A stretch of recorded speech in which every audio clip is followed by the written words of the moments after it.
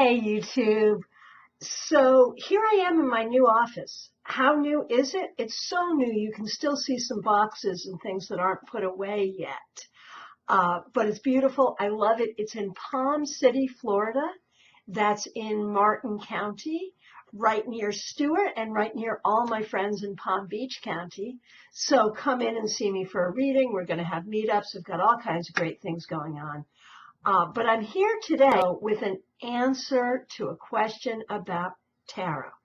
And this comes from Frank. And what he says is that he's a beginning tarot reader, and he has a particular problem that I think everyone can identify with. This is what he says. I often get confused when positive cards show up in negative placements. He also says he keeps a tarot journal, which I applaud. I think we should all keep a tarot journal. And he's got this great example for us. Now, this is the Looking Glass spread, which comes from Tarot Unlocking the Arcana, and that's by Angelo Natsios. And if you don't know Angelo, he's got a great channel here on YouTube. I think he's really the king of tarot on YouTube in a lot of ways.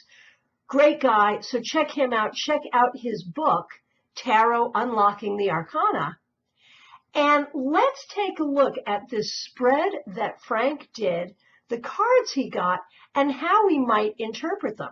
But before we do, let me reiterate the question to make sure people understand. First of all, while we say that there are no positive or negative cards, we all know that we'd rather see the Sun than the Ten of Swords, right? Of course. So there are cards that we will identify as positive and cards we identify as negative, even though intellectually we try not to. There are also positions in tarot spreads or questions that we might ask that give an interesting context. So what he's talking about is a positive card showing up when the context of the question is more negative. So let's see what he has. Card 1, what I carry with me at this moment in life. He got the Six of Swords. Now, this is not one of those problematic placements, I think. How would I interpret the Six of Swords as what I carry with me at this moment?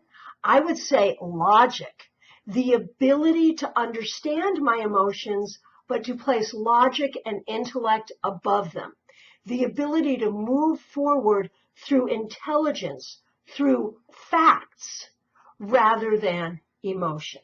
So that's what you've got, Frank, what you're carrying with you. Now, number 2, flaws I need to address. And the card here, and this is one of those things, okay, it's a negative placement, but a positive card, the Three of Cups. Well, I'll tell you where I would go with that. The Three of Cups for me is a party card. So a flaw that you need to address may have to do with your social energy. You may be spending so much time with people that you're not dealing with yourself, or the exact opposite may be true. You may be being too introverted when you need to be out there. Now, the other thing is the Three of Cups can talk about a substance abuse situation. It could be having too much fun, partying too much. So if that's a thing, well, there you go. Okay, potential I need to use, temperance. So again, this is not too problematic. For me, temperance is all about the ability to bring different things together. It would make you a good organizer of people. It would make you a great artist. It would make you a great chef. When you think about temperance, think about how you mix different things together to create a perfect blend. Where in your life do you do that, Frank? That's the potential that you need to use. Next question. What do I need to shatter so I can move on? You got to love Angelo. That is, what do I need to shatter? And the card that comes up here is the Sun. And so this is really that example of why do you have to shatter the Sun? Well, let's think about it. Sometimes the Sun has to do with our external ego. It has to do with the desires of our ego. So it might have to do with how you're attached to how people see you. It might have to do with your own ego. It might have to do with not feeling strong enough in yourself to the point that you always have to be there like the sun, everyone look at me, look at me. It could be exactly the opposite. It could be that you're not letting your light shine enough, that the light of the sun that is within you is not getting out. So think about that. Whichever one seems best for you, most appropriate for you, that's the one you need to shatter. So when we think about a positive card in a problematic position, look for too much of this energy or too little. Okay? How do I see myself? 8 of Swords. So here we have anxiety.